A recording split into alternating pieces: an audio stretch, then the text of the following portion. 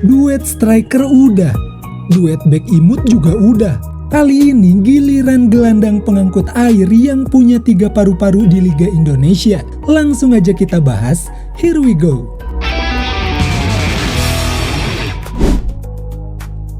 Dalam template formasi sepak bola biasanya terdapat 3 gelandang.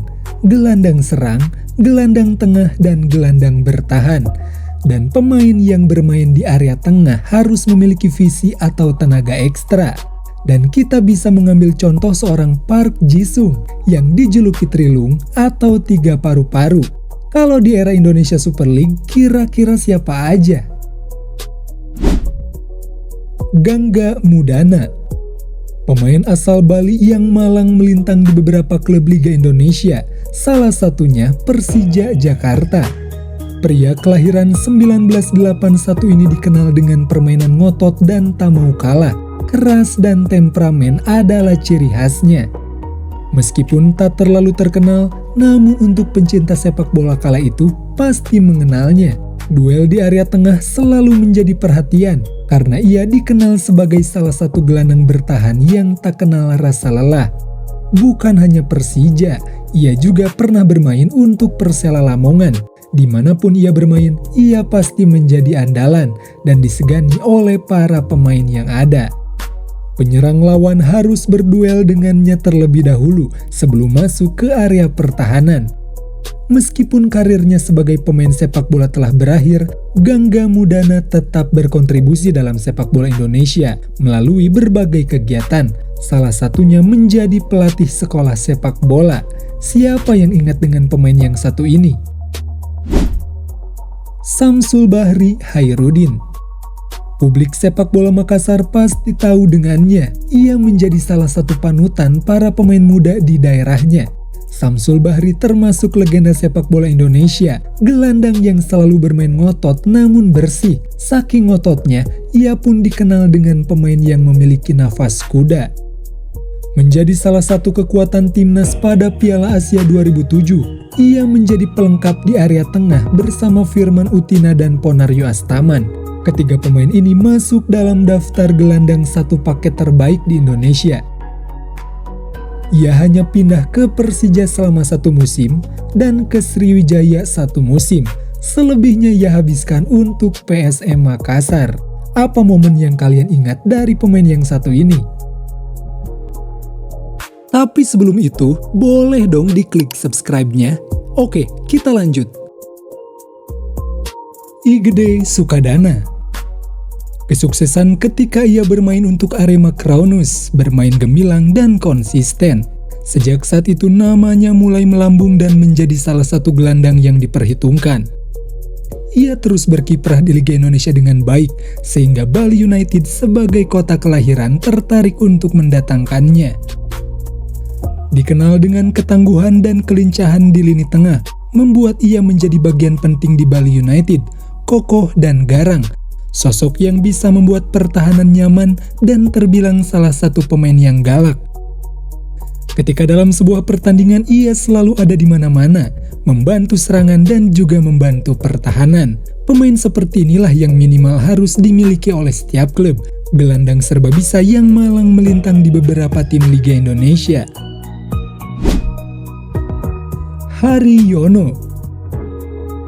Siapa yang tak kenal dengan permainannya? Pemain yang memiliki karakter garang di dalam lapangan.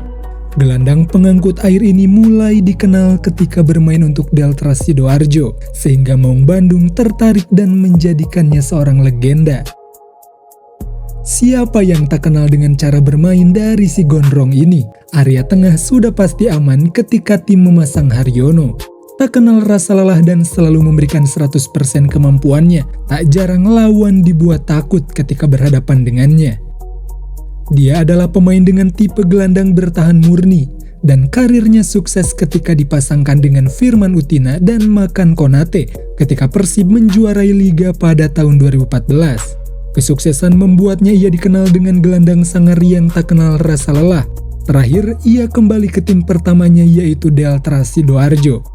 Apa julukan yang pas untuk Haryono? Immanuel Wanggai.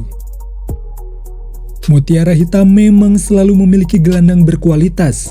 Setelah Edward Isak Dalam, Persipura memiliki Manuel Wanggai sebagai jangkar di lini tengah. Ia adalah pemain yang selalu sibuk menghalau dan memfilter serangan yang masuk ke area pertahanan. Ia termasuk dalam skuad ketika Persipura dalam masa kejayaan, tampil ngotot membuktikan ia layak untuk masuk dalam jajaran gelandang terbaik di Liga Indonesia kala itu. Karena itu, pemain asli Jayapura ini pernah menghiasi skuad timnas Indonesia. Talenta Papua selalu berhasil menarik perhatian.